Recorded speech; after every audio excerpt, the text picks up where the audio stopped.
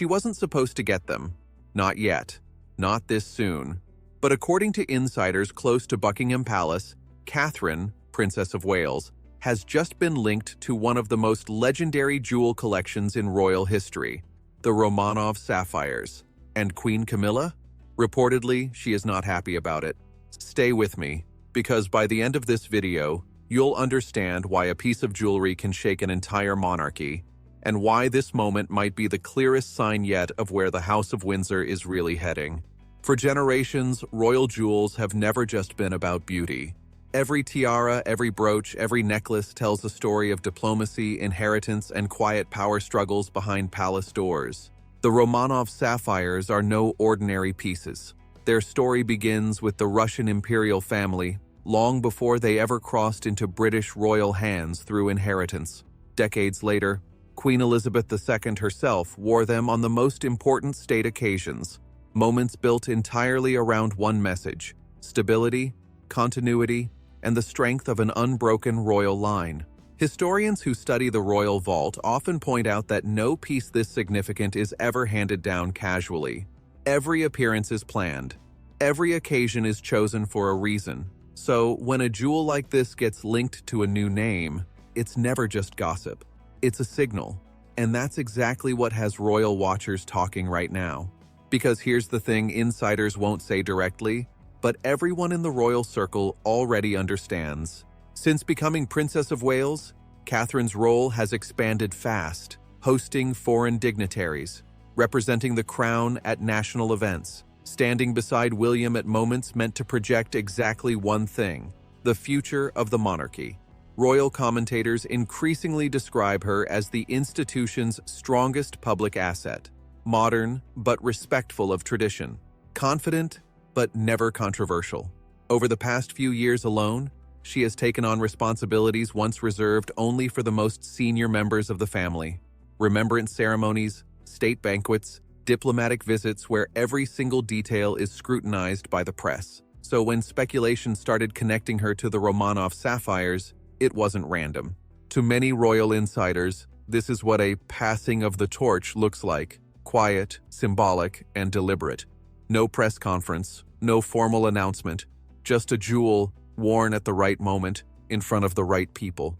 But not everyone sees it that way, because there's someone else in this story who has spent years earning her place, and right now, she's watching all of this unfold from the sidelines. What happens next changes everything. So Catherine may be receiving one of the most powerful jewel collections in royal history, but the woman standing right beside her in every palace photo isn't just watching quietly.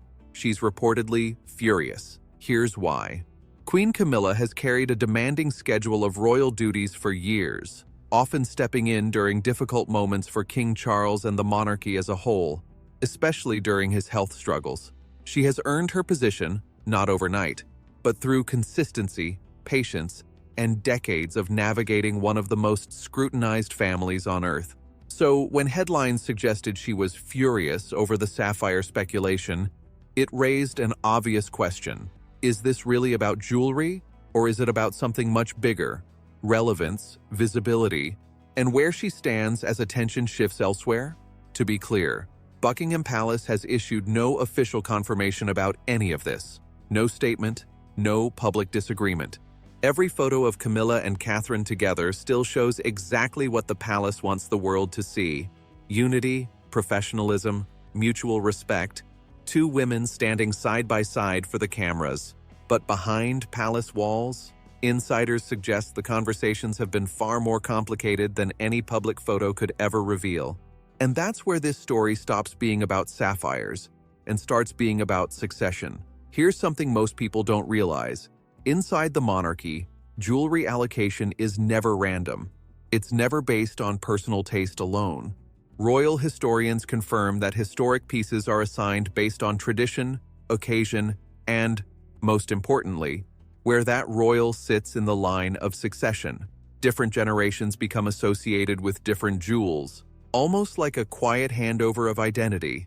It's how the monarchy signals continuity without ever needing to say a word out loud. Which means if Catherine is ever seen publicly wearing the Romanov Sapphires at a major state event, it won't be interpreted as fashion. it will be interpreted as confirmation that the palace is actively preparing the next queen consort for her future role, decades before she may actually need it. That single moment, walking into a state banquet under camera flashes, could say more than any press release ever could. But if that's true, what does it mean for everyone standing in her shadow right now? Because the palace's silence might be hiding something much bigger than anyone expected. We've talked about the jewels, and we've talked about the tension. Now let's talk about what this really means for the future of the British monarchy. Royal analysts have noticed something else. Public focus has been steadily shifting, away from the current generation, toward William and Catherine, and toward what the monarchy will look like 10, 20 years from now, long after the current reign has ended. This isn't unusual. Every monarchy eventually prepares its next chapter, but the way it's done, quietly, symbolically, through objects like jewels instead of announcements, is exactly what makes royal watchers obsess over every small detail, every appearance, every photograph. Supporters of Catherine see this as recognition, proof that the palace trusts her with the weight of royal legacy and believes she can carry the institution forward. Critics argue it's simply protocol, nothing more than tradition following the line of succession as it always has, with no deeper meaning attached at all. But insiders close to the situation suggest something else entirely, that conversations inside the household have intensified precisely because everyone understands what a jewel like this represents once it changes hands, and how quickly public perception can shift once the cameras start rolling. And that brings us to the one detail that changes how you should look at this entire story. Because in the House of Windsor, nothing is ever just a jewel. Not really. A sapphire that once belonged to the Russian imperial family, inherited by the British crown, worn by a queen who ruled for 70 years, now potentially resting with the next Princess of Wales, that's not fashion. That's a message written in gemstones, aimed directly at anyone paying close enough attention to notice. So the real question isn't whether Catherine will wear the Romanov Sapphires.